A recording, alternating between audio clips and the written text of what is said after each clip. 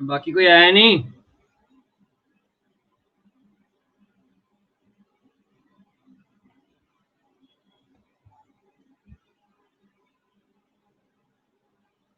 एक मिनट रुक जाओ, आ रहा हूं मैं।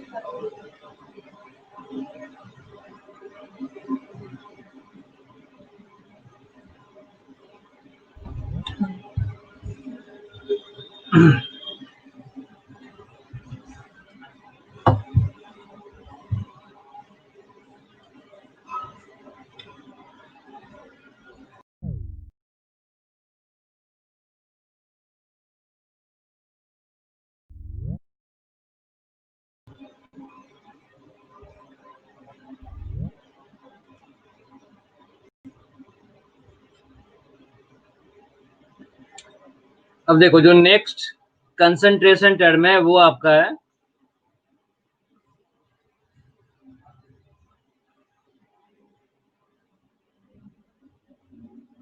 Volume strength.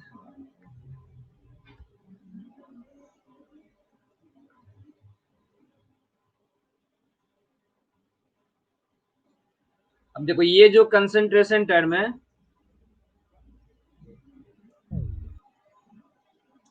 ये केवल हाइड्रोजन परऑक्साइड। सर सब लोग आ गए? हाँ, स्टार्ट कर दिया। पता नहीं है, बाकी लोग, टाइम तो हो गया है, आते रहेंगे। तो मैं क्या बोल रहा था, जो वॉल्यूम स्ट्रेंथ कंसंट्रेशन टर्म है ये केवल हाइड्रोजन परऑक्साइड सॉल्यूशन के लिए होता है, only for hydrogen peroxide solution, और किसी सॉल्यूशन के लिए टर्म यूज नहीं होता है। और इस टर्म यूज करने का लॉजिक क्या है कि हाइड्रोजन परऑक्साइड का जो सॉल्यूशन होता है उसमें हाइड्रोजन परऑक्साइड अनस्टेबल होता है, तो ये डिकम्पोज होकर क्या देता है, हाइड्रोजन देता है और साथ में ऑक्सीजन गैस देता है।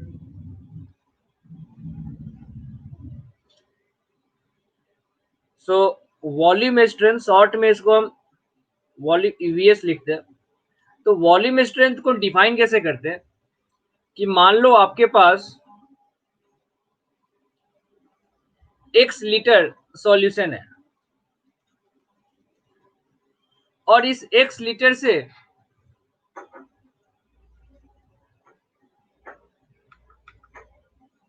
y लीटर O2 गैस मिलता है एनटीपी पे। So volume strength is equal to volume of O2 gas obtained at NTP divided by volume of H2O in liquid state at NTP। Sorry NTP नहीं, volume of H2O2 जो solution में है। अब इसको जरा और डिटेल में जाते हैं कि मान लो इस x लीटर में आपके पास A मोल हाइड्रोजन पर ऑक्साइड है। अब इस इक्वेशन को देख के हम क्या बोल सकते हैं, number of mole of O2 divided by number of mole of H2O2 is equal to 1/2 divided by 1। ये लिख सकते हैं ना, नंबर ऑफ मोल का रेशियो कोफिशिएंट के रेशियो के बराबर होता है। So number of mole of O2 obtain is equal to number of mole of H2O2। ठीक है, number of mole of H2O2 into half, तो ये क्या आ जाएगा, हमें A/2 मोल आ जाएगा।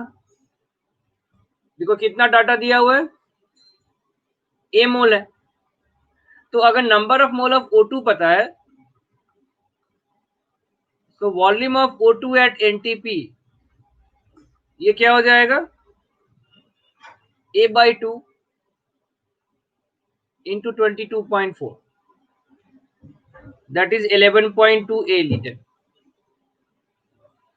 इतना ऑक्सीजन गैस हमें मिलेगा कहां पे, एनटीपी पे।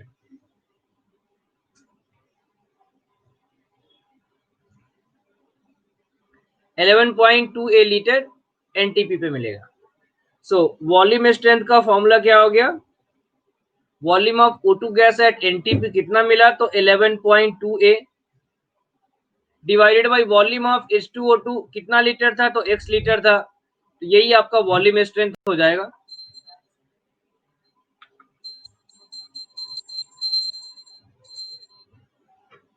और वॉल्यूम स्ट्रेंथ को हम V के साथ एक्सप्रेस करते हैं। तो मैं फिर से एक्सप्रेस कर रहा हूं, volume strength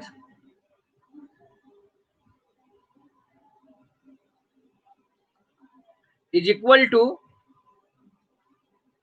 volume of O2 gas obtained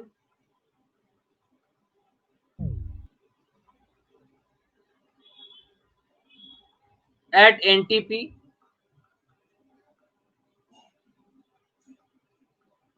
from 1 liter of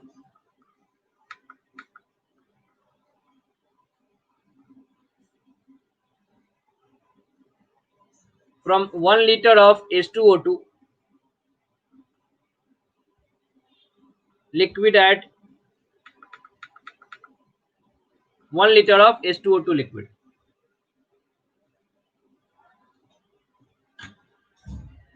hydrogen peroxide के 1 लीटर के सॉल्यूशन से जितना भी ऑक्सीजन गैस मिलता है एनटीपी पे, उसी को हम क्या बोलते हैं, वॉल्यूम स्ट्रेंथ बोलते हैं।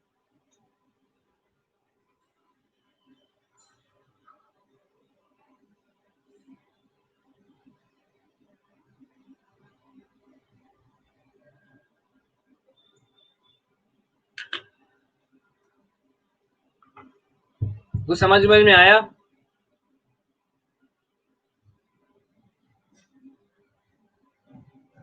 बच्चा लोग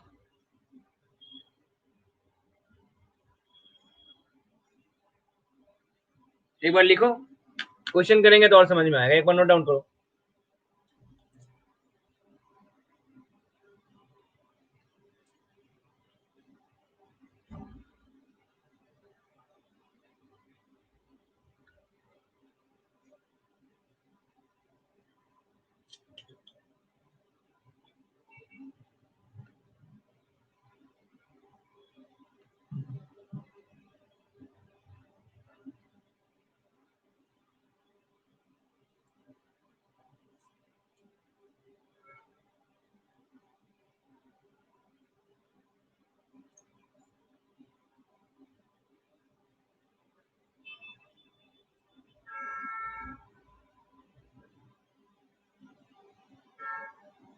ठीक है,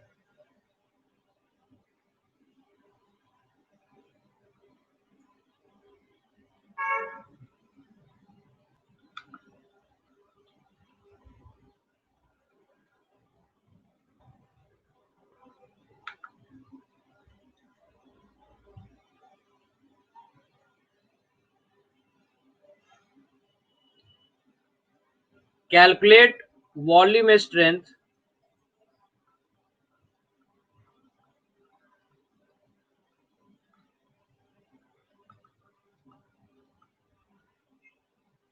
of a H2O2 solution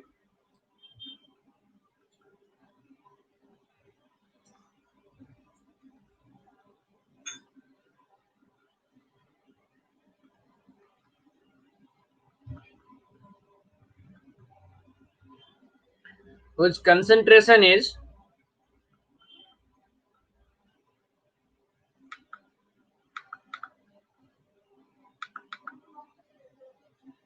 3.4% weight by volume.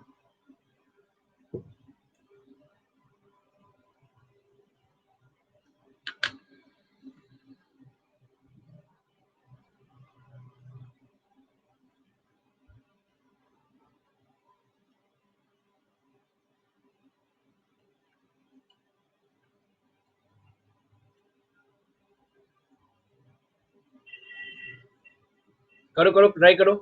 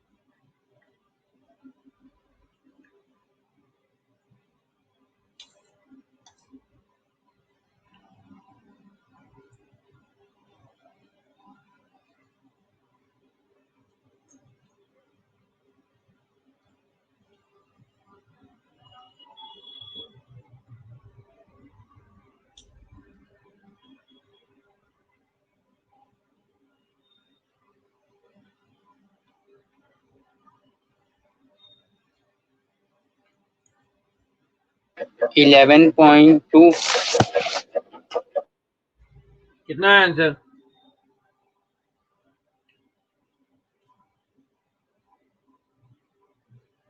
आया अभिषेक? ध्यान में बस ये डेफिनेशन रखो को आपको हाइड्रोजन पेरोक्साइड के 1 लीटर सॉल्यूशन से ऑक्सीजन गैस प्रोड्यूस करना है. सो 3.4% का मतलब क्या हुआ? 3.4 ग्राम. जो भी डाटा दे उससे आप 1 लीटर तक पहुंचो और उस 1 लीटर से कैलकुलेशन करके वॉल्यूम ऑफ O2 निकालना है. तो इसका मतलब है 3.4 ग्राम इन 100 ml.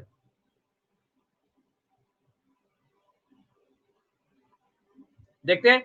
सो 3.4 ग्राम इन 100 ml, इसका मतलब 1 लीटर में कितना 4 ग्राम हो जाएगा? 34 ग्राम हो जाएगा 1000 ml में. That is number of mole of H2O2 is equal to 34 divided by 34, मतलब 1 mole. So number of mole of O2 क्या लिखा गया था? Half into number of mole of H2O2, that is half into 1, that is 0.5 mole. That is volume of O2 is 0.5 into 22.4, that is 11.2 liter. So 11.2 liter is produced from 1 liter.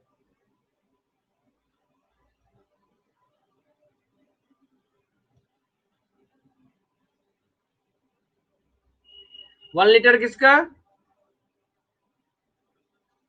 Hydrogen peroxide. Therefore volume strength is equal to 11.2 V. ये आया था आप लोग का answer? हाँ sir मेरा है. हाँ अभिषेक तुम्हारा सही है. 1 मिनट होल्ड कर लिखो. सर मैं वो कॉल करता हूँ। हाँ सर, मैं क्लास में कॉल करता हूँ आपको। मैं करता हूँ 7 बजे आपको। हम्म।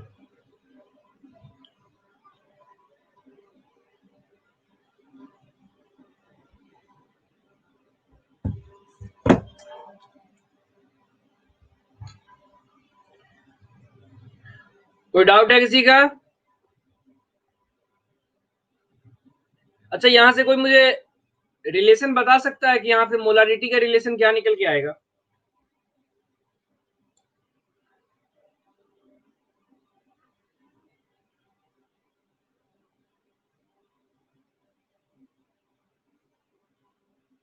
Sir 1 1 m। यहाँ पे मोलारिटी कितना है? 1 लीटर में 34 ग्राम है, मतलब 1 मोल इन 1 लीटर, मतलब मोलारिटी कितना हो जाएगा? 1। So volume strength equal to molarity into 11.2, ये फॉर्मूला होता है। अगर आपने मोलारिटी भी कैलकुलेट कर लिया तो आपका काम हो जाएगा।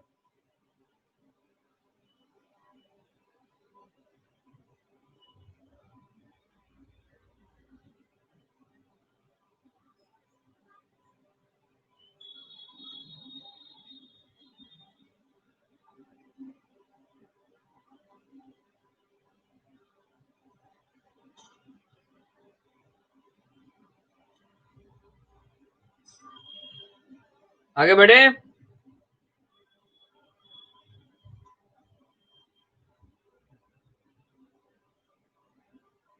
ठीक है, चलो।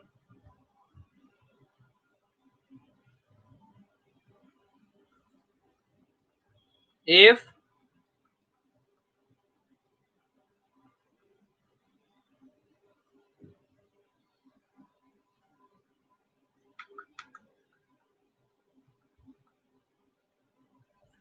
volume strength of hydrogen peroxide solution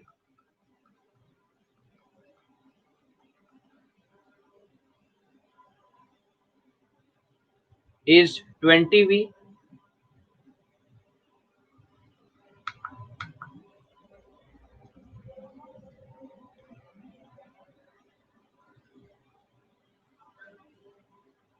then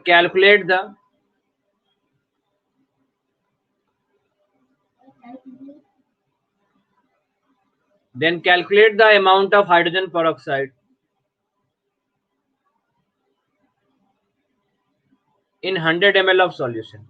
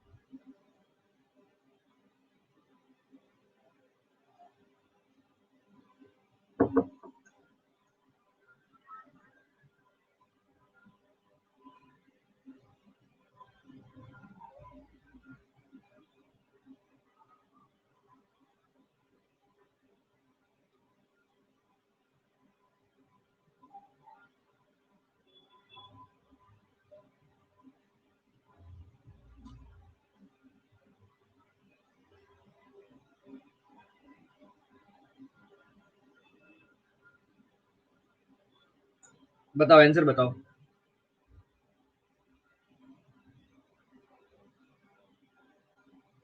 20 V का मतलब क्या हुआ, कोई बताएगा?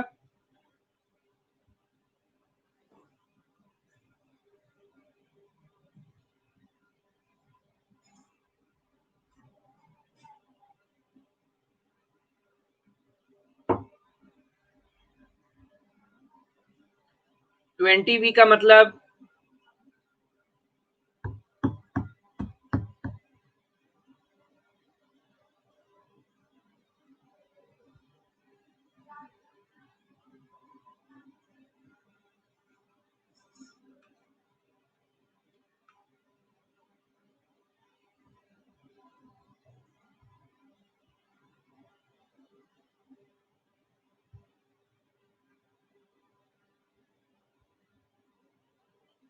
बच्चे लोग 20V का मतलब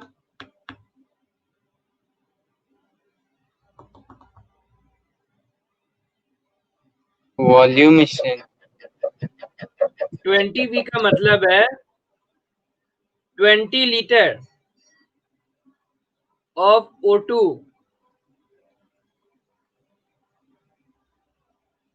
obtained from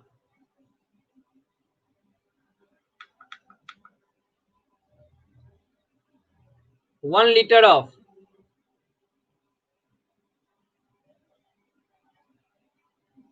20 liter of O2 obtained from 1 liter of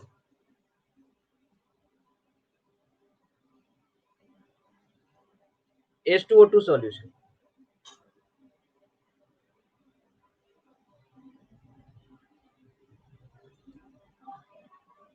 (20 liter of O2 obtained from 1 liter of H2O2 solution.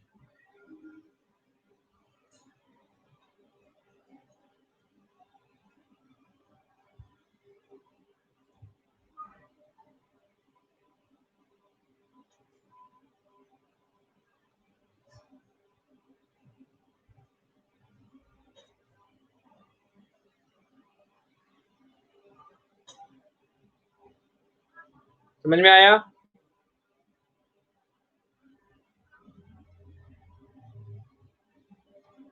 तो ये बताओ 20 लीटर ऑफ O2 जो ऑब्टेन होगा कहां पे होगा? एनटीपी पे होगा ना. सो number of mole of O2 तो निकाल ही सकते हो यहां से. सो number of mole of O2 is 20 divided by 22.4. That is 10 divided by 11.2.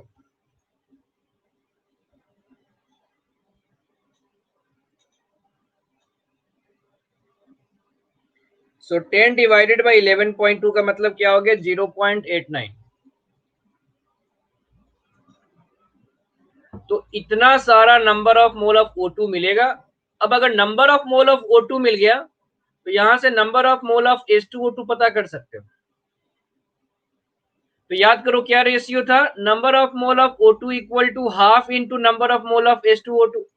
ये इक्वेशन आपको याद रखना पड़ेगा इस क्वेश्चन को सॉल्व करने के लिए. वॉल्यूम स्ट्रेंथ को क्वेश्चन को सॉल्व करने के लिए ये इक्वेशन याद रखो. तो यहां से क्या लिख सकते हो? Number of mole of H2O2 is equal to 2 times number of mole of O2 लिख सकते हैं. तो चलो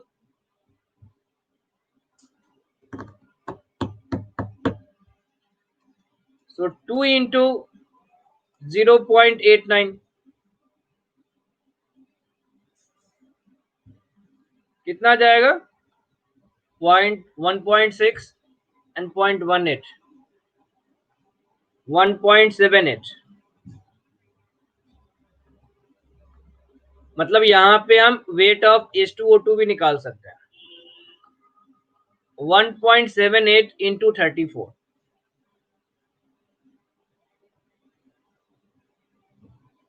ये आता है 60.52 ग्राम.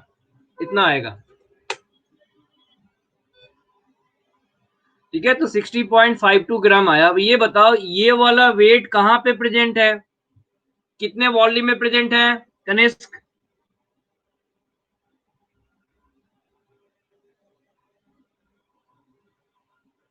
ये वाला वेट कहां कौन से वॉल्यूम में है? नहीं 20 नहीं है. फिर से देखो क्वेश्चन लिखा हुआ बोर्ड पे लिखा हुआ है.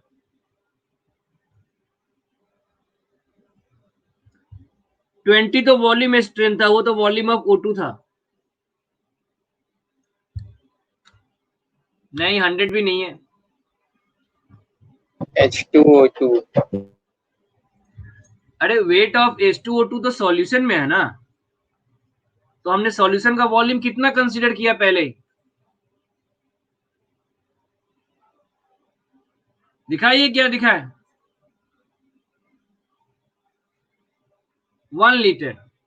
तो आप जो भी वेट ऑफ वॉल्यूम स्ट्रेंथ में हमेशा दिमाग में बैठा लो. वॉल्यूम स्ट्रेंथ में जो भी कैलकुलेशन करोगे आप वो 1 litre of hydrogen peroxide solution के लिए होना चाहिए. तो ये जो भी वेट है ये 1 लीटर में है, मतलब 1000 ml में है। तो आपसे पूछा गया 100 ml में कितना मिलेगा, तो अगर 60.52 1000 में मिलता है तो 6.052 ग्राम कहाँ मिलेगा, 100 ml में मिलेगा।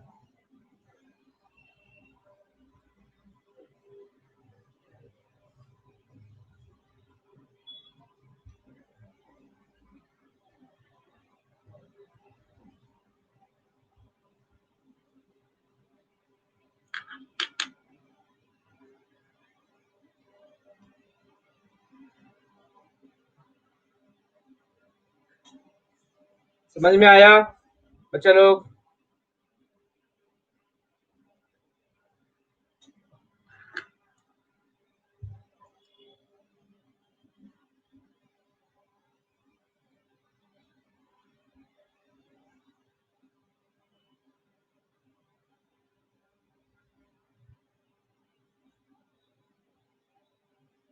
तो हाइड्रोजन पेरोक्साइड के लिए वॉल्यूम स्ट्रेंथ की जब भी बात करोगे, वॉल्यूम ऑफ सॉल्यूशन कितना लेंगे हम, 1 लीटर। बस दिमाग में इसको बैठा लो, उसी पे कैलकुलेशन करना।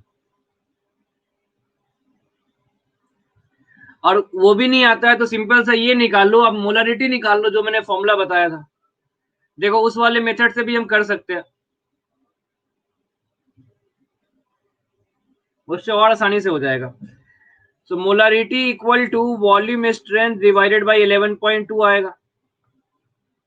सो 20 डिवाइडेड बाय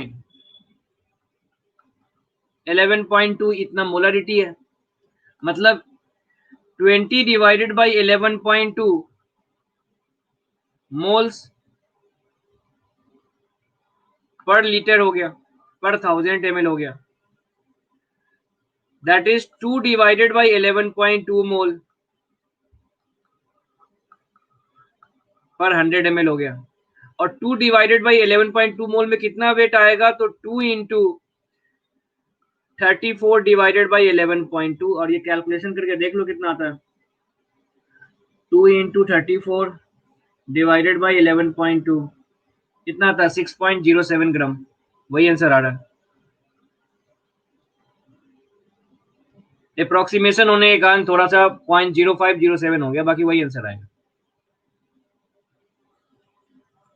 ये वाला भी एक सॉल्यूशन लिख लो, अगर शॉर्टकट में बनाना है तो यहां से भी बना सकते हैं।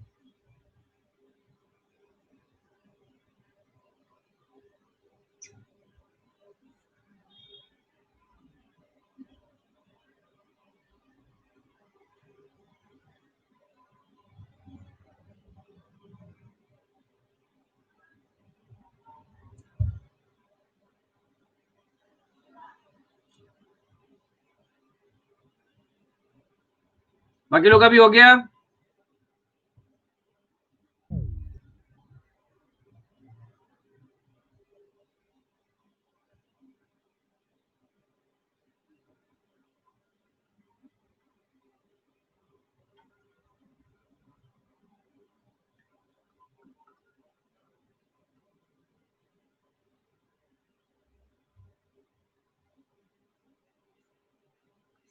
नेक्स्ट लिखिएगा परसेंटेज ओलियम।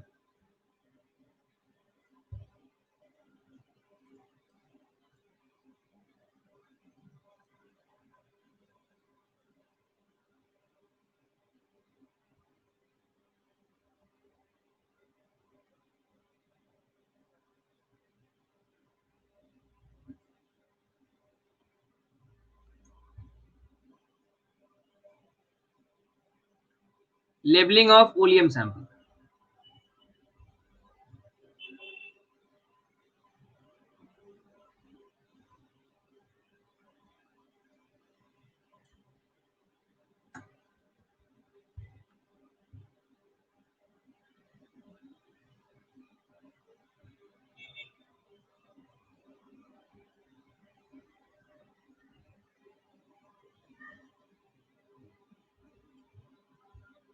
हो गया।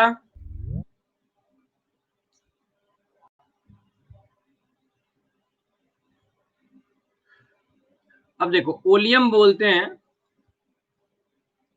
H2H2O7 को, इसे हम ओलियम बोलते हैं। और बेसिकली ओलियम में होता क्या है, तो H2SO4 प्लस SO3। तो ओलियम सैंपल में क्या कैलकुलेशन करना है, तो ओलियम सैंपल कंटेन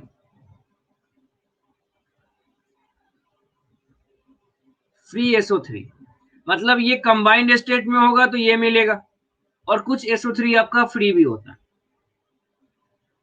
तो होता क्या है, जो SO3 है, SO3 react with water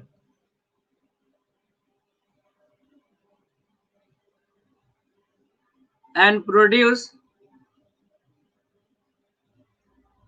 H2SO4।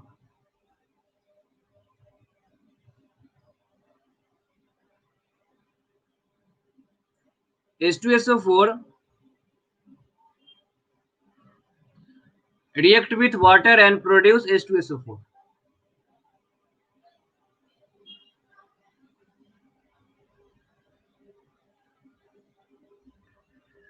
तो SO3 प्लस H2O क्या मिलेगा, H2SO4। क्लियर है?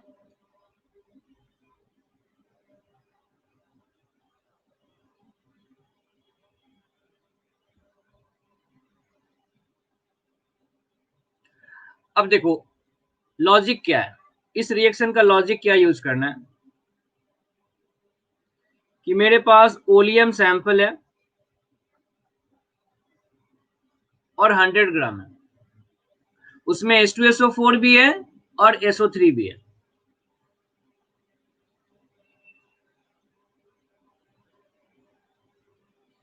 और इसमें मैंने वाटर ऐड किया y ग्राम,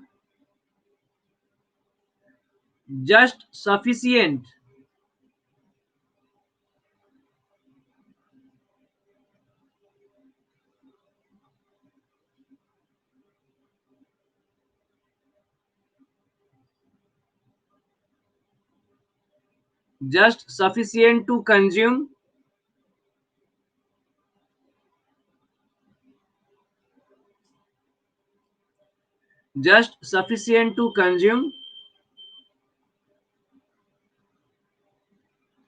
ऑल फ्री SO3।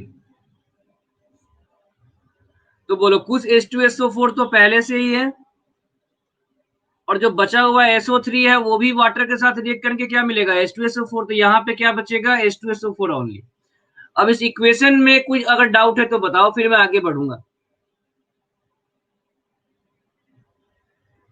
लास्ट में केवल H2SO4 मिलेगा, इसमें किसी को डाउट है कोई?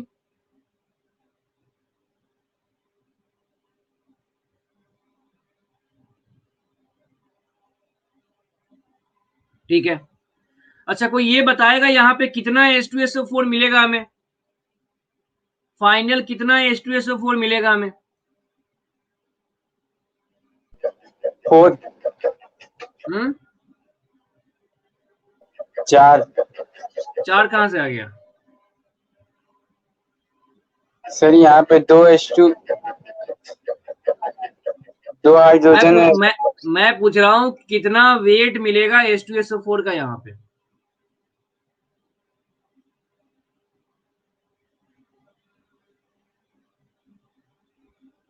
सोचो थोड़ा, बिल्कुल आसान सा जवाब है, सोच के बताओ थोड़ा सा।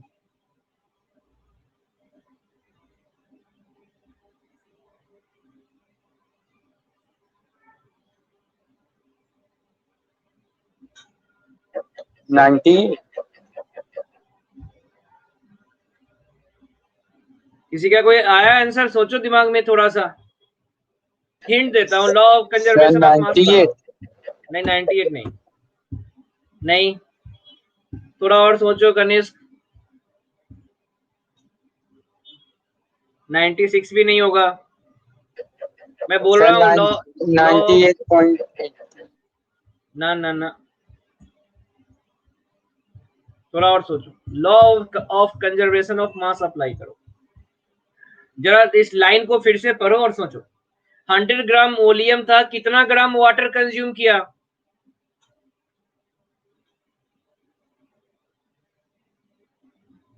हंड्रेड ग्राम ओलियम सैंपल ने कितना ग्राम वाटर कंज्यूम किया?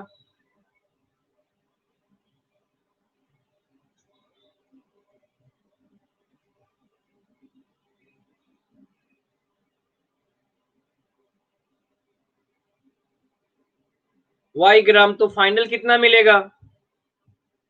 वाई ग्राम। बुड़बक, कितना मिलेगा? 100 प्लस वाई मिलेगा ना।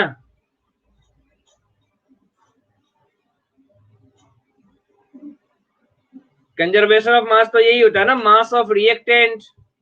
तो 100 plus Y is equal to mass of product. तो 100 प्लस वाई मिलना चाहिए। समझ में आया? बस कंडीशन यही है कि वाई ग्राम कंप्लीट कंज्यूम होना चाहिए, इसीलिए लिखा था जस्ट सफिशियंट। इतना ही होना चाहिए कि सारे फ्री SO3 को वो कंज्यूम कर जाए। तो 100 ग्राम ओलियम अगर वाई ग्राम वाटर कंज्यूम करता है तो हम ऐसा बोलेंगे, percentage oleum is equal to 100 plus Y percent. 100 gram oleum जितना ग्राम भी वाटर कंज्यूम कर लेगा 100 में ऐड करके परसेंटेज बोल दो। अगर कोई बोलता है 9 ग्राम कंज्यूम करता है तो बोलेंगे 109% ओलियम है। 18 ग्राम कंज्यूम करेगा तो बोलेंगे 118% ओलियम है। 10 ग्राम करेगा तो बोलेंगे 110% ओलियम है। तो ये लेबल करने का तरीका है कि 100 ग्राम ओलियम ने कितना ग्राम H2O कंज्यूम किया, उतना ऐड कर दो 100 में, वही आपका परसेंटेज ओलियम हो जाएगा। क्लियर सर है? ओलियम होता क्या है? वाह वाह वाह वाह, पूरा रामायण पढ़ के पूछते हो सीता जी कौन थी।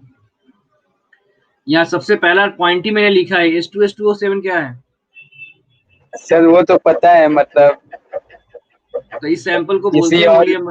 लैंग्वेज में, ये तो केमिस्ट्री की लैंग्वेज में। अच्छा, सल्फ्यूरिक एसिड किसको बोलते हैं?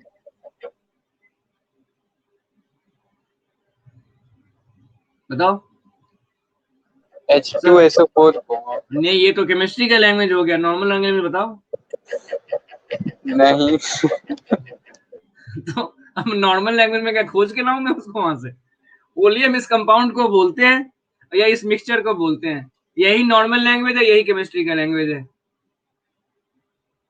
बस कॉमन नहीं है। ओलियम कहाँ ये रिएक्शंस में मिलेगा, जहां भी सल्फोनेशन करना होता है ना, वहां पे ओलियम मिक्सचर यूज करते हैं।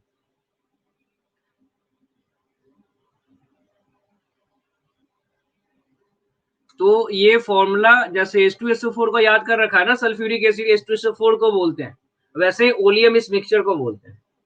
और इस मिक्सचर में कुछ SO3 फ्री भी होगा और कुछ SO3 जो होगा वो H2SO4 के साथ कंबाइन करके इस फॉर्म में भी मिलेगा। इतना समझ में आया? Yes sir. तो जब भी कोई बोलेगा परसेंटेज ओलियम, मतलब क्या करना है, 100 में ऐड कर देना है जितना भी ग्राम वो वाटर कंज्यूम करता है। इधर नोट डाउन कर लो।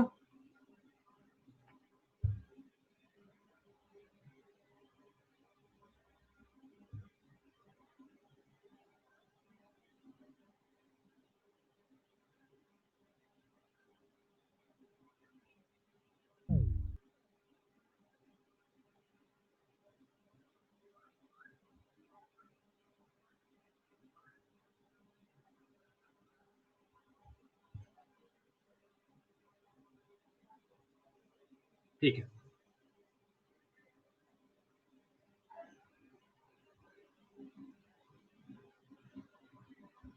अब देखो क्वेश्चन क्या सॉल्व करना है आपने।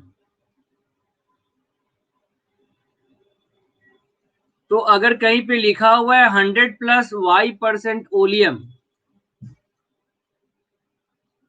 That is 100 gram of oleum sample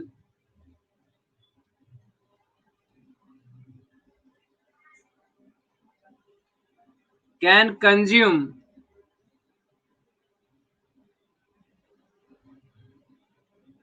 Y gram SO3। sorry, y gram water, sorry, y gram water. 100 gram of oleum sample can consume y gram water.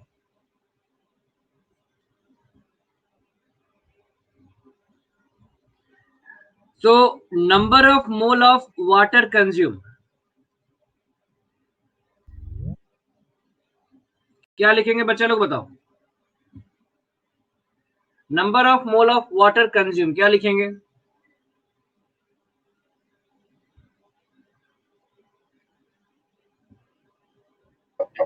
y y और तो ग्राम है, वेट है, upon divided by 18।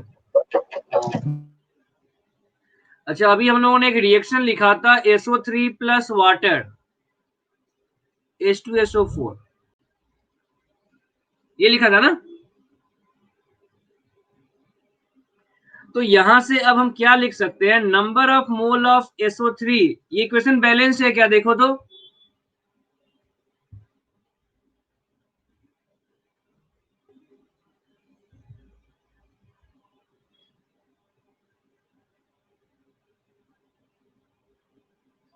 तो अगर balanced है तो लिख सकते हैं number of mole of SO3 by number of mole of water equal to 1/1।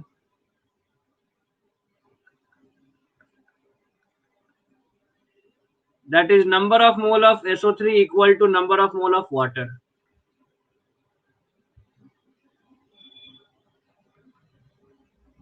लिख पाएंगे?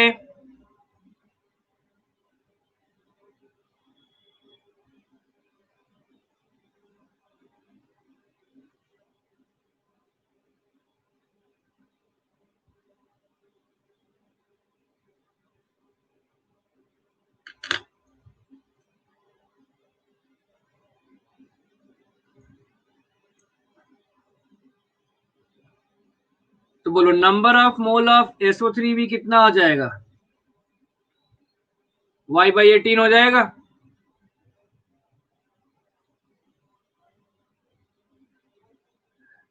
Therefore weight of SO3 is equal to number of mole of SO3 into molar mass of SO3, that is y/18 into 80। और ये जो भी wait है वो कहां पे है? 100 ग्राम ऑफ ओलियम सैंपल में है। Therefore percentage of free SO3 in sample is equal to y/18 into 80 divided by 100 into 100, that is 80y/18%। तो ये कैलकुलेशन कर सकते हो आप। अब इसमें कहीं पे डाउट है तो बताओ।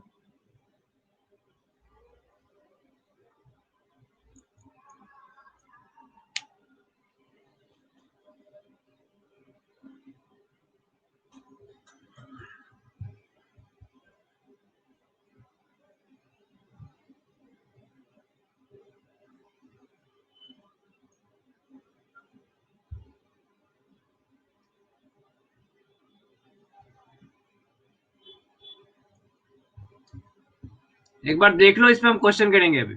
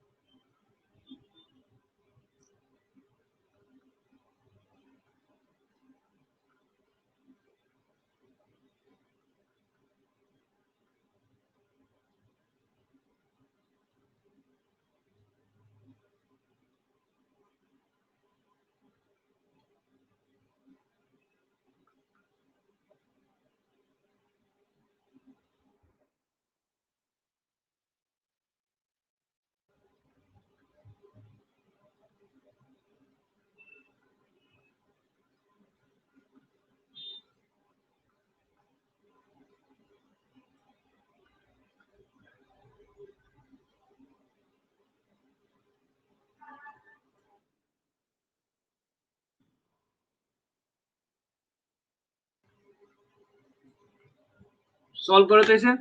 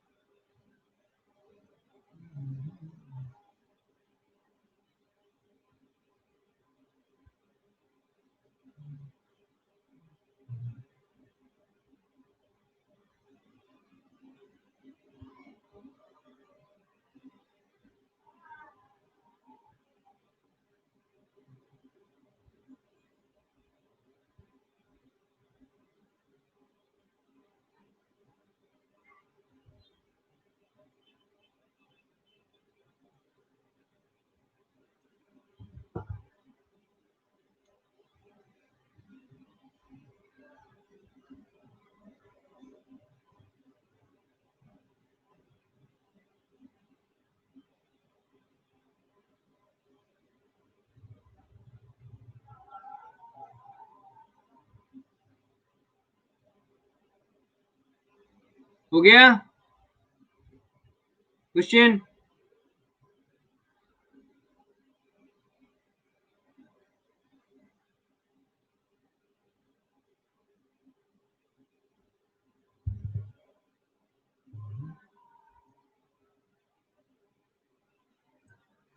फोर्टी परसेंट शायद सही है ये। बाकी लोग का answer?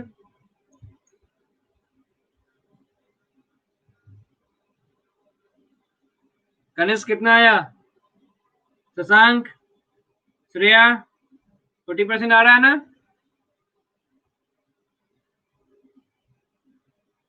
So weight of water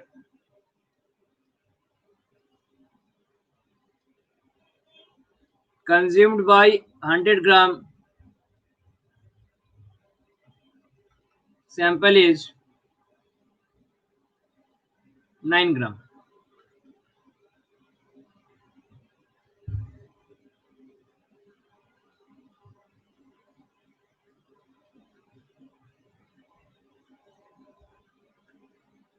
Therefore, number of mole of H2O 9 by 18, that is half, and number of mole of H2O is equal to number of mole of SO3, that is half.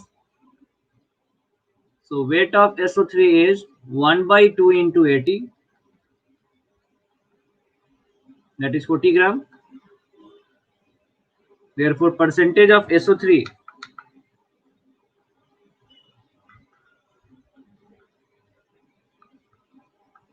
40 into 100 by 100,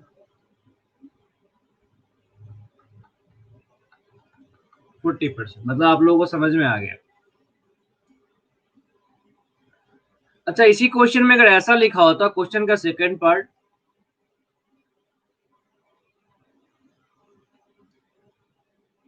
find the mole fraction of SO3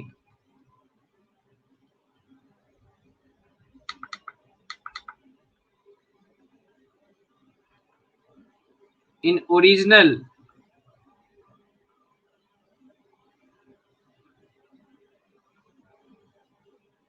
oleum sample।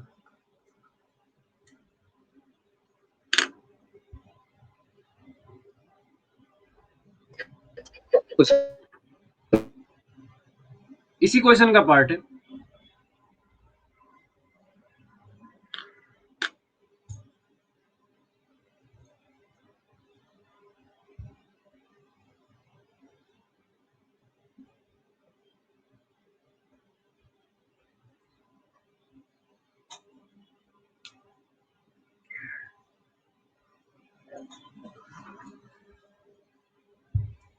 Solve करो एक बार।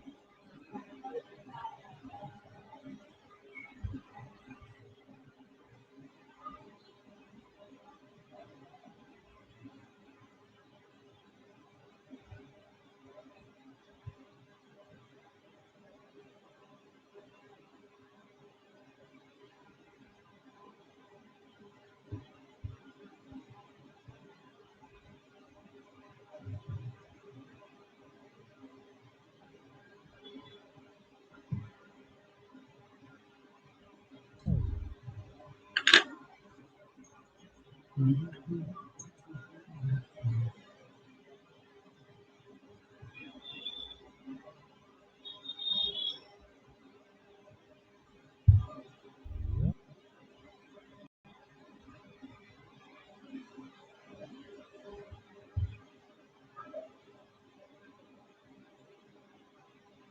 आया किसी का answer?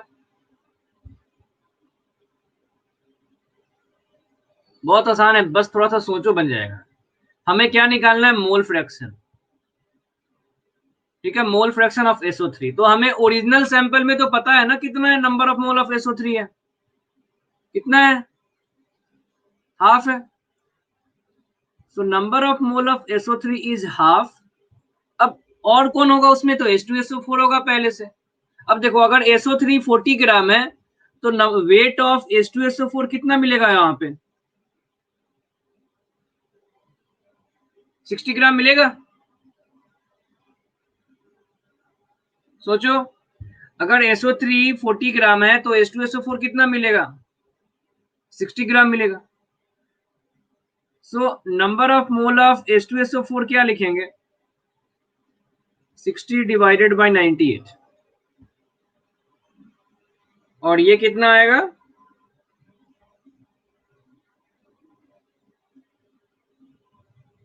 0.61।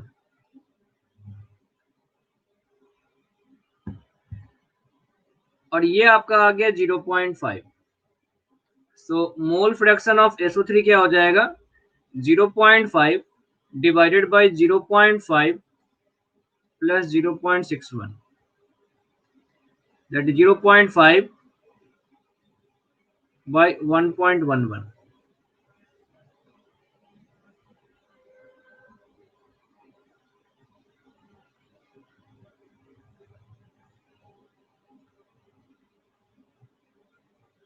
Answer क्या आ जाएगा? 0.45।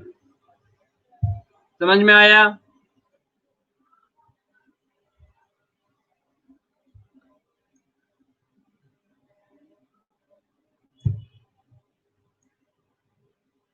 तो चलो,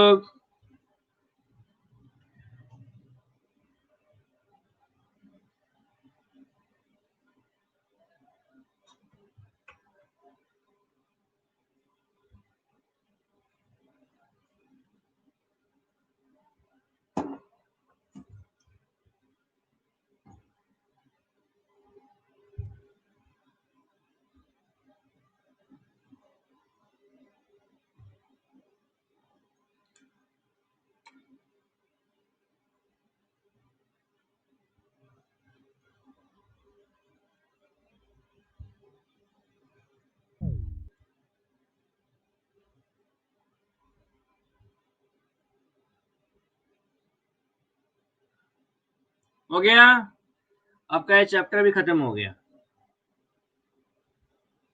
इस चैप्टर में कोई भी डाउट है तो बोलो।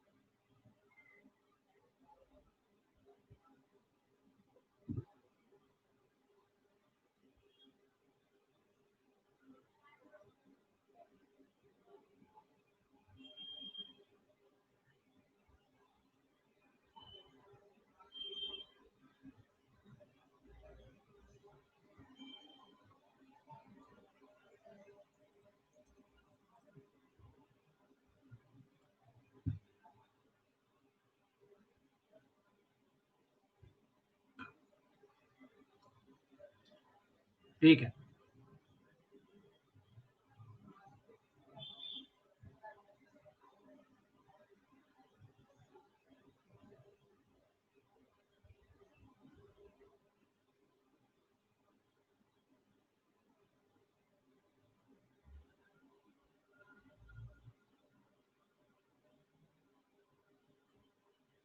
सो नेक्स्ट चैप्टर आपका है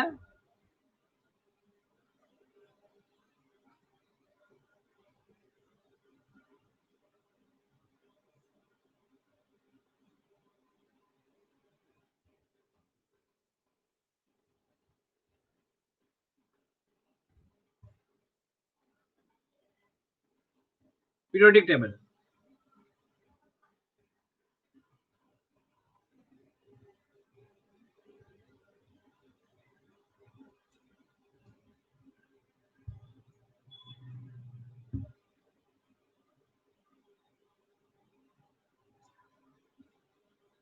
और इसको हम ऐसे भी बोलते हैं, इस चैप्टर का नाम ऐसे भी आता है, periodic properties.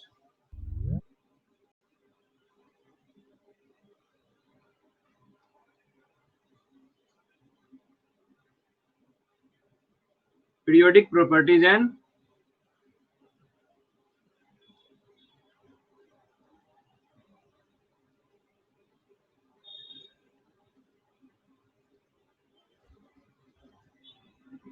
Classification of element.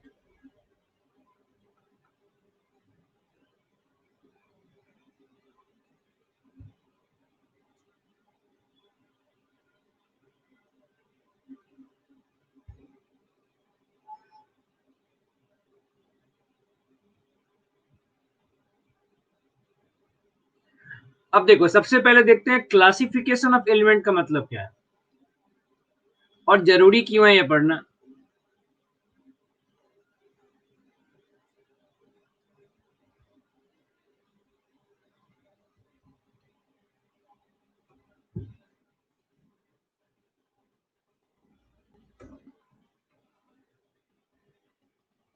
मैं तुम्हें चैप्टर का नाम भूल गया।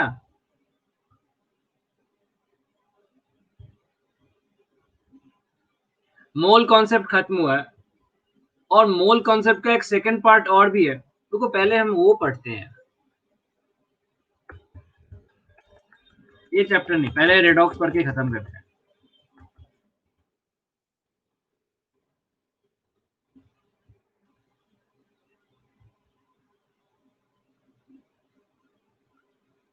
चैप्टर लिख लो, रेडॉक्स रिएक्शन।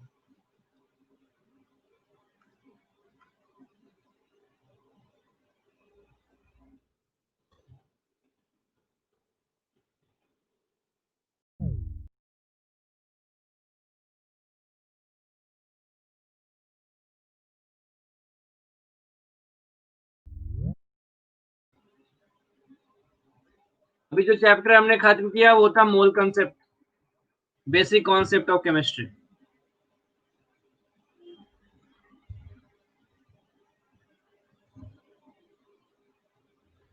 रेडॉक्स रिएक्शन बोलो, या इस चैप्टर को ऑक्सीडेशन रिडक्शन भी बोलते हैं।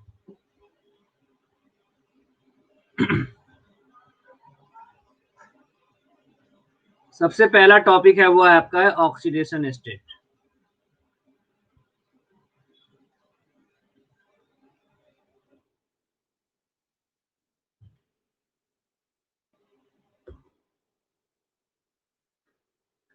अच्छा, कोई अगर बोलेगा NaCl में क्या चार्ज है, बोल पाएंगे?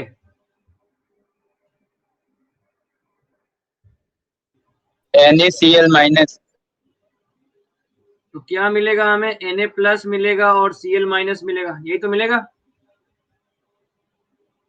नेट चार्ज 0 है कनिष्क, बट उसमें कटायन और अनायन का चार्ज है ना। वैसे कोई अगर बोलता है CaCl2 में क्या चार्ज है, तो Ca2+ है, 2Cl- है। कोई बोलेगा AgBr में क्या चार्ज है, तो Ag+ चार्ज है और Br- चार्ज है। कोई बोलेगा MgO में क्या चार्ज है, तो Mg2+ चार्ज है और O2- चार्ज। तो इन कंपाउंड्स में हमने चार्ज बहुत आसानी से बोल दिया। क्यों? Because these compounds are ionic compound, और आयनिक कंपाउंड में हमें चार्ज बहुत आसानी से दिखता है। क्लियर है?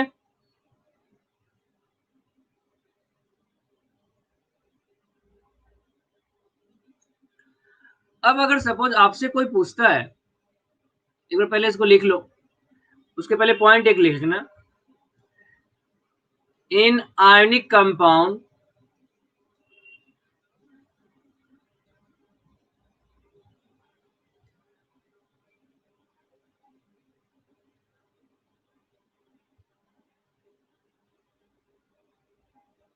Charge can be observe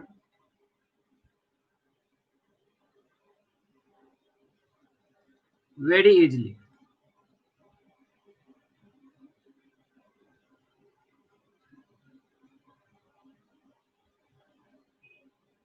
If we identify, तो ये इतना रहने दो.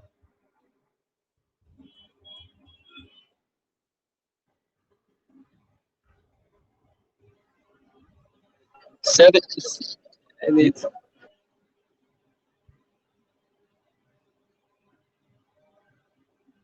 सर वेरी के बाद क्या लिखें? Charge can be observe very easily.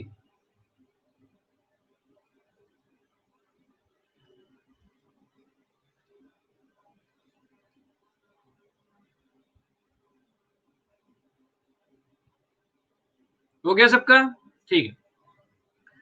अब अगर सपोज कोई आपसे बोलता है नहीं मुझे चार्ज CH4 में क्या चार्ज होगा,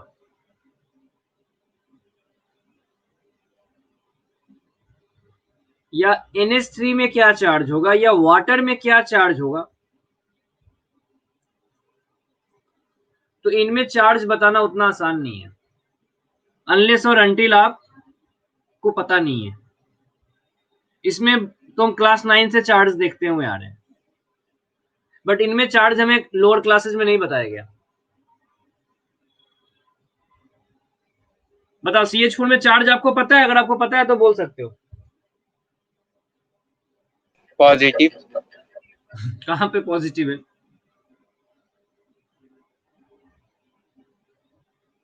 क्योंकि ये हमने अभी तक पढ़ा नहीं है. अब देखो CH4 में देखो ये सारे जो कंपाउंड है ये सब कोवेलेंट कंपाउंड है, और कोवेलेंट कंपाउंड में फॉर्मेशन ऑफ बॉन्ड लॉस और गेन से नहीं होता है, तो मतलब इसमें चार्ज हमें दिखता नहीं बनने के समय, बट बॉन्डिंग के बेसिस पे हम इनमें चार्ज असाइन कर सकते हैं. ठीक है, तो in case of covalent compound charge can't be seen directly, तो हम क्या करते हैं, एक हाइपोथेटिकल कॉन्सेप्ट यूज करते हैं जिसको हम क्या बोलते हैं, ऑक्सीडेशन स्टेट बोलते हैं, और उसके हेल्प से हम पता कर पाते हैं कि कौन सा चार्ज हमें कोवेलेंट कंपाउंड में मिलेगा. कुछ समझ में आ रहा है मैं क्या बोल रहा हूं? आयनिक कंपाउंड में डायरेक्ट चार्ज दिखता है, कोवेलेंट कंपाउंड में डायरेक्ट चार्ज नहीं दिखता है, तो हम ऑक्सीडेशन स्टेट जो कि एक हाइपोथेटिकल कॉन्सेप्ट है इसका यूज करते हैं और चार्ज पता कर लेते हैं.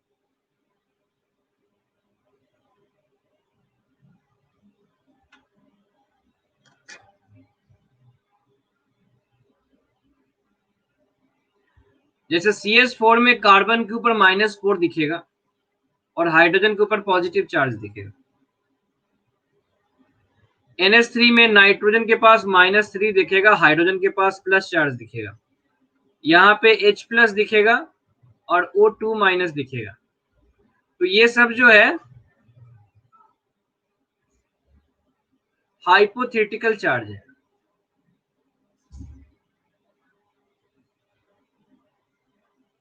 और ये हाइपोथेटिकल चार्ज को ही हम क्या बोलते हैं,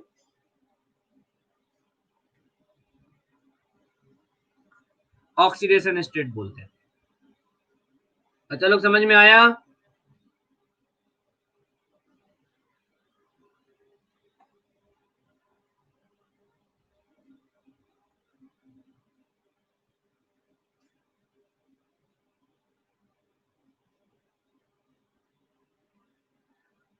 तो चलो एक पॉइंट लिख लेना. कोई पूछेगा ऑक्सीडेशन स्टेट क्या है,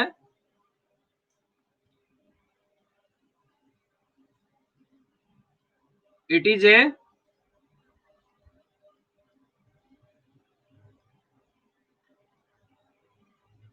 hypothetical charge, hypothetical concept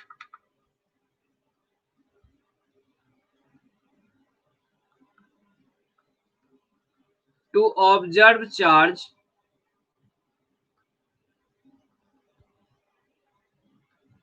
in covalent compound.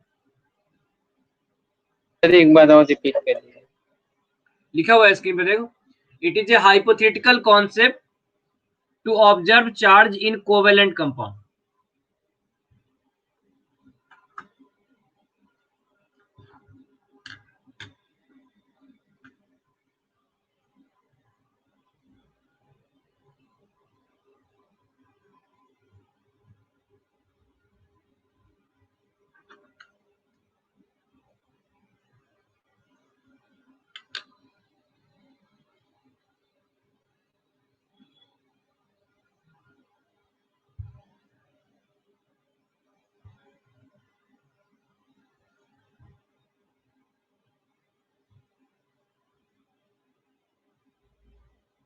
हो गया।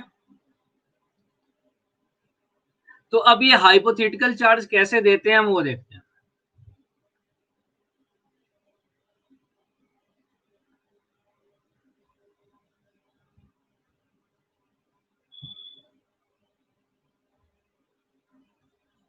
पहले थ्योरेटिकली देखते हैं कैसे कैलकुलेट करते हैं, फिर फॉर्मूला से कैलकुलेट करेंगे।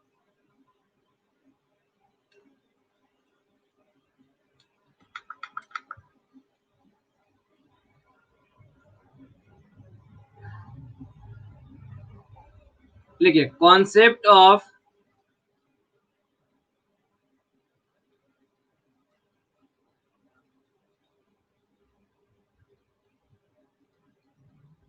Oxidation state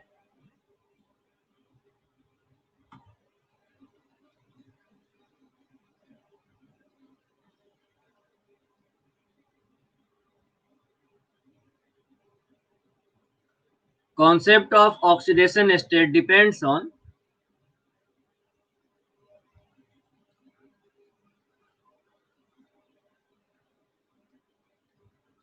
difference in electronegativity.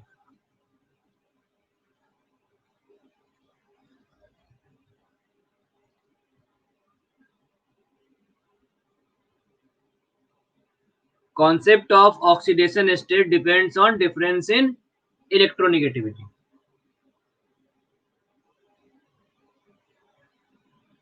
ये वर्ड पहली बार सुना होगा मेरे ख्याल से।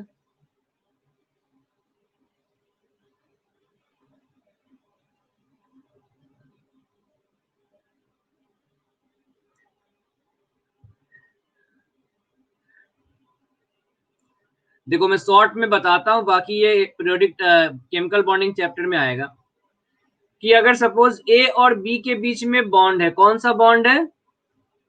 तो कोवेलेंट बॉन्ड है। ये सिंगल बॉन्ड भी हो सकता है, डबल बॉन्ड भी हो सकता है और ट्रिपल बॉन्ड भी हो सकता है। तो ए और बी दो एटम है, इनके बीच में बॉन्ड है, single bond, double bond, triple bond. तो अगर दो एटम के बीच में बॉन्ड है तो इलेक्ट्रोनेगेटिविटी क्या होता है? ये इलेक्ट्रॉन विड्रॉ करने का टेंडेंसी होता है बॉन्डेड एटम्स में। अगर दो एटम के बीच में बॉन्ड है तो दो एटम कैसे एक दूसरे के आपस में इलेक्ट्रॉन खींचेंगे उसके ऊपर डिपेंड करता है। तो अगर ए और बी के बीच में इलेक्ट्रोनेगेटिविटी डिफरेंस होगा, मतलब ऐसा जान लो, जो हाई, अगर मेरे पास सपोज देखो ए और बी के बीच में बॉन्ड है, तो जब शेयरिंग ऑफ इलेक्ट्रॉन होगा, ये क्या है? शेयरिंग ऑफ इलेक्ट्रॉन है।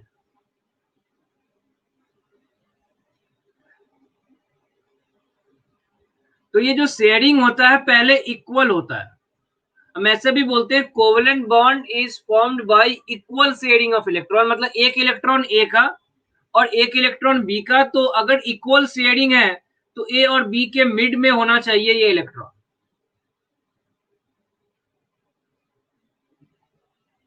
ए और बी के मिड में होना चाहिए इलेक्ट्रॉन, ठीक है। तो अभी यहां पे अगर आपने शेयरिंग किया, अब इलेक्ट्रोनेगेटिविटी क्या है? It is the tendency,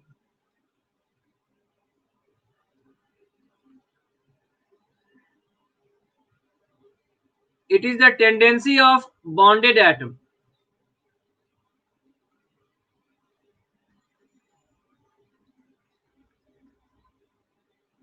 to attract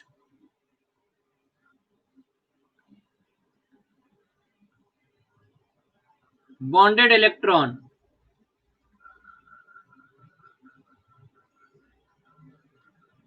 towards itself. तो अगर ए अपनी तरफ इलेक्ट्रॉन खींच रहा है, बी भी अपनी तरफ इलेक्ट्रॉन खींचने की कोशिश करेगा, तो जिसका इलेक्ट्रोनेगेटिविटी ज्यादा होगा ये इलेक्ट्रॉन उसकी तरफ शिफ्ट होगा। बताओ।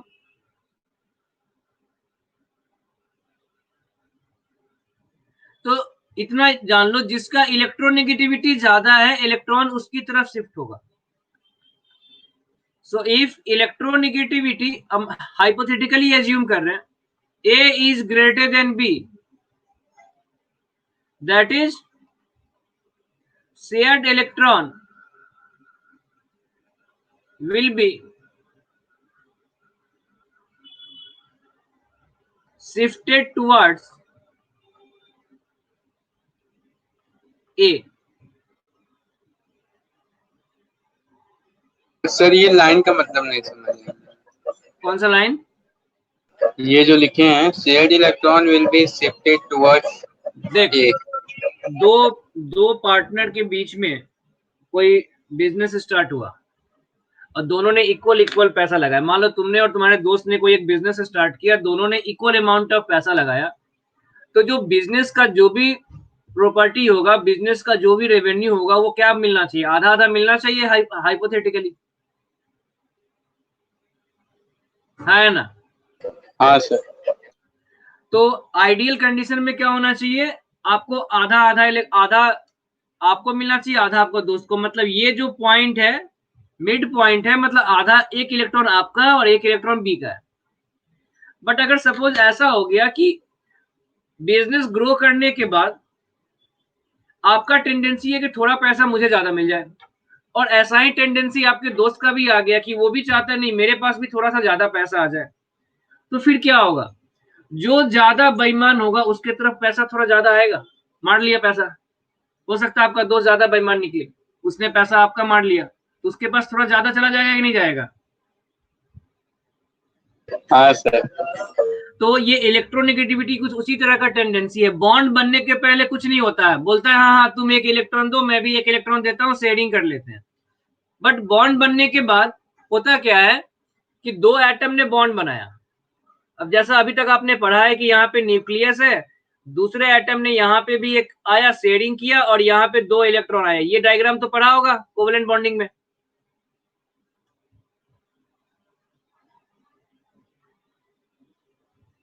तो इस पे निगेटिव चार्ज है, इनके ऊपर निगेटिव चार्ज है, तो ये पॉजिटिव चार्ज क्या चाहेगा? अपनी ओर खींचना चाहेगा। तो जिसका न्यूक्लियस ज्यादा पावरफुल होगा वो अपनी तरफ इस इलेक्ट्रॉन को थोड़ा शिफ्ट कर लेगा। तो मैंने बोला अगर ए ज्यादा पावरफुल है, ए अगर ज्यादा पावरफुल हो गया तो ये अपनी तरफ खींच लेगा, मतलब ये इलेक्ट्रॉन यहां पे आ जाएगा। जो इलेक्ट्रॉन यहां होना चाहिए था वो इलेक्ट्रॉन यहां आ गया पार्शियली। तो बोलेंगे ए के ऊपर, जैसे जिसने पैसा मार लिया, अगर आपके दोस्त ने पैसा मार लिया तो क्या बोलेगा? अरे मेरा दोस्त तो बेईमान है, मतलब उसके साथ आपने एक निगेटिव इमेज लगा दिया। तो वैसे ही अगर इसने इलेक्ट्रॉन अपनी तरफ खींचा, मतलब इस एटम पे क्या बोलेंगे? इसके ऊपर हम पार्शियल नेगेटिव चार्ज छोड़ेंगे, बिकॉज इसने थोड़ा सा इलेक्ट्रॉन गेन कर लिया, और जो लो इलेक्ट्रोनेगेटिव है उसे थोड़ा सा लॉस हुआ, इलेक्ट्रॉन उससे दूर चला गया, तो उसे क्या बोलेंगे? उसके ऊपर पार्शियल पॉजिटिव चार्ज आ गया। बोलो ये पॉइंट समझ में आया कि नहीं आया? Yes sir. तो यही मैंने लिखा था, शेयर्ड इलेक्ट्रॉन का मतलब ये वाला electron will be shifted towards A, because A ज्यादा इलेक्ट्रोनेगेटिव है। क्लियर है?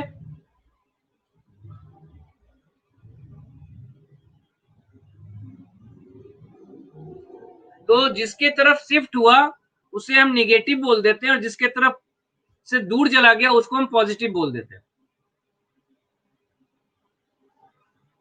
तो ऑक्सीडेशन स्टेट क्या बोलता है कि कोवेलेंट बॉन्ड को हाइपोथेटिकली आयनिक मान लो। अब ये बताओ सोडियम और क्लोरीन में आप आइडेंटिफाई कर सकते हो कौन ज्यादा इलेक्ट्रोनेगेटिव होगा? खुद सोचो। जो इलेक्ट्रोनेगेटिव होता है ना वो इलेक्ट्रॉन छीनना चाहता है, तो किसे इलेक्ट्रॉन मिलता है सोडियम क्लोराइड बनने में? क्लोरीन को, मतलब क्लोरीन ज्यादा क्लोरीन इलेक्ट्रॉन। को सर। तो हमने क्या लिखा था? Na प्लस और Cl माइनस। Cl को कौन सा चार्ज दे दिया? माइनस दे दिया ना।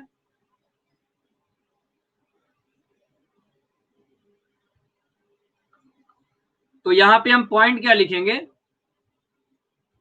कि जिसकी तरफ इलेक्ट्रॉन शिफ्ट होगा उसे हम नेगेटिव चार्ज देंगे। That is a will acquire negative charge and B will acquire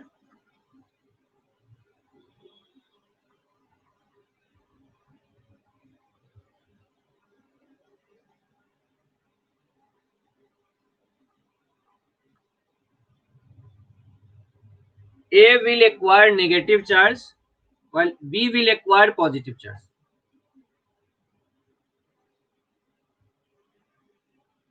समझ में आया ये?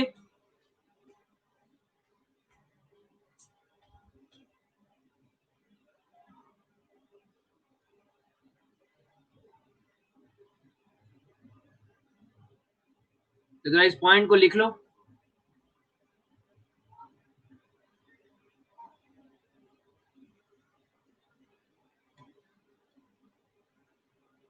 हो गया? ठीक है, तो इस डायग्राम को जरा मैं मिटा देता हूं।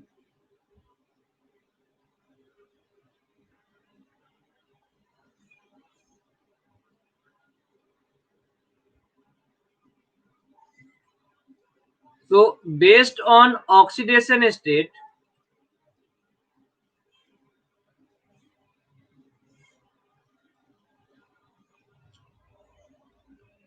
बेस्ड ऑन ऑक्सीडेशन स्टेट क्या होता है, ए और बी में जो ज्यादा इलेक्ट्रोनेगेटिव होगा,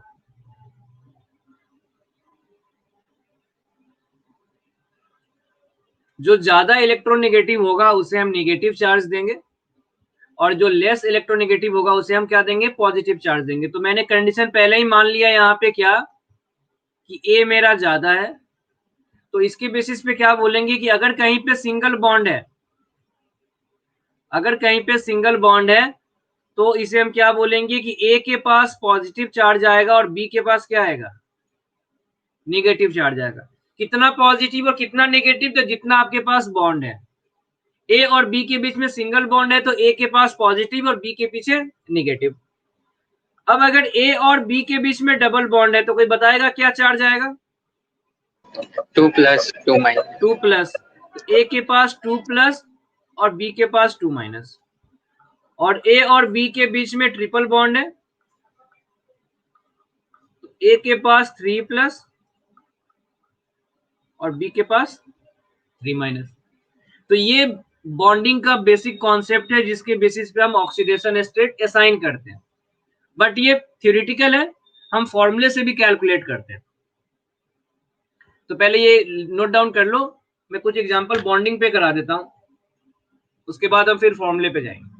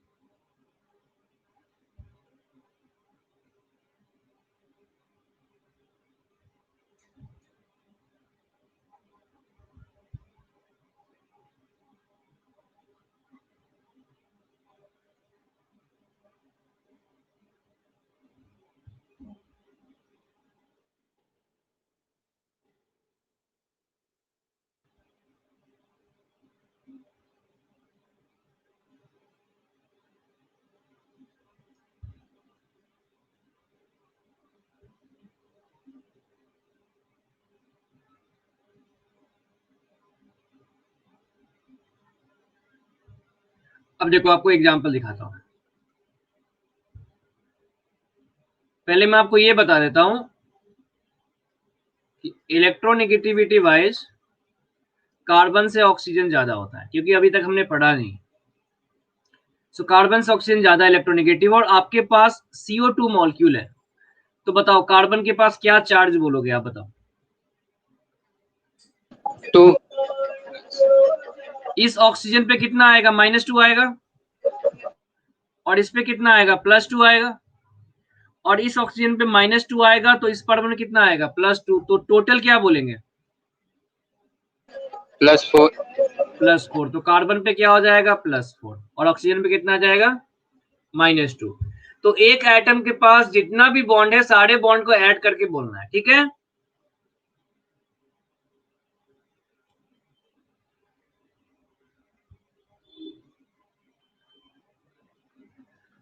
नाइट्रोजन से ज्यादा ऑक्सीजन इलेक्ट्रोनेगेटिव होता है।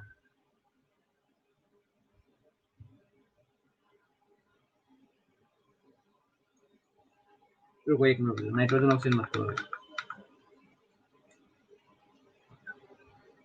कार्बन हाइड्रोजन से ज्यादा इलेक्ट्रोनेगेटिव होता है।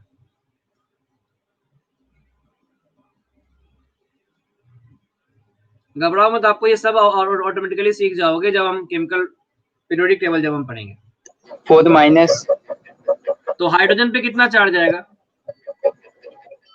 +1 +1 +1, तो इसमें नेट कितना दिखेगा हमें? -1। कनिष्क देख, फिर से देख, ऑक्सीजन के पास 2 बॉन्ड है, डबल बॉन्ड है, और कार्बन से ज्यादा इलेक्ट्रोनेगेटिव है, तो डबल बॉन्ड की जगह पे क्या दिया? -2। और इस वाले ऑक्सीजन पे भी क्या दिया? -2, बिकॉज इसके पास भी डबल बॉन्ड है। तो कार्बन के पास टोटल 4 बॉन्ड थे, और चारों बॉन्ड में वो सबसे लेस इलेक्ट्रोनेगेटिव है, तो सबका क्या हो जाएगा? ऐड हो जाएगा। +2 ++2 कितना हो जाएगा? +4। समझ में आया? जैसे यहाँ पे कार्बन पे 4 बॉन्ड है, और कार्बन हाइड्रोजन से हर जगह इलेक्ट्रोनेगेटिव है, तो सबका ऐड कर दिया, +1 +1 +1 +1, कितना हो जाएगा? सॉरी, -1 -1 -1 -1, तो ओवरऑल कितना हो जाएगा? -4।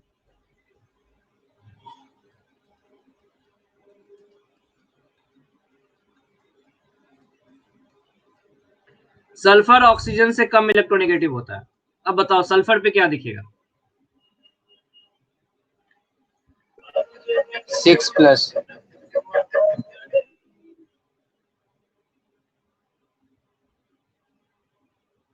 बाकी लोग का आंसर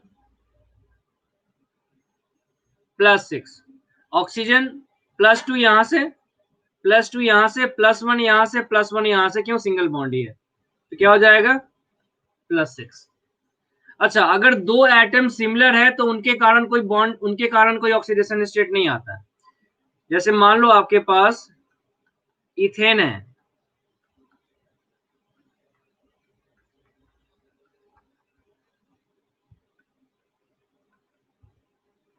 बोलो इस कार्बन पे क्या आएगा?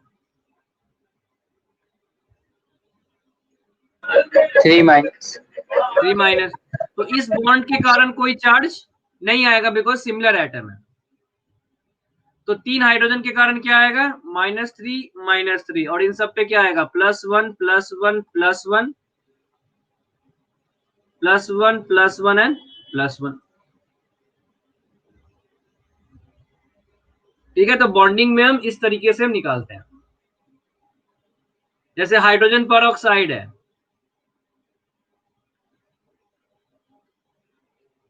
बताओ तो ऑक्सीजन पे क्या होगा? Oxygen is more electronegative than hydrogen. O-, -1।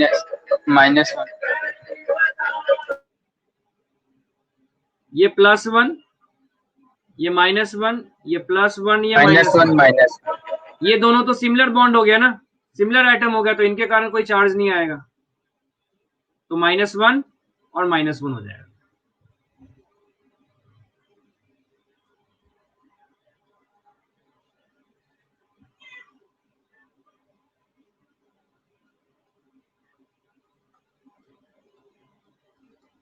बोलो NH3 में क्या आएगा? Nitrogen is more electronegative than H। 3-। 3-। तो बिल्कुल सिंपल है, बस आपको अगर इलेक्ट्रोनेगेटिविटी पता है तो आसानी से बोल सकते हो। ठीक है, तो आज इतना ही रहने देते हैं। नेक्स्ट क्लास में हम फॉर्मूला देखेंगे, और मैं फॉर्मूला से ही आना चाहिए बेसिकली। आप लोगों के लिए मैंने बता दिया ये, लेकिन जनरली लोग फॉर्मूला से पढ़ाता है, लेकिन मैं पहले मैंने बॉन्डिंग पढ़ा दिया ताकि वो आपको समझ में आ जाए। जब हम बॉन्डिंग पढ़ेंगे तो आप और ज्यादा बेटर, आपको क्लियर कट हो जाएगा। ठीक है, तो फिर नेक्स्ट क्लास में मिलते हैं थैंक यू वहां पे सर। फॉर्मूले से। चलो फिर बाय बाय।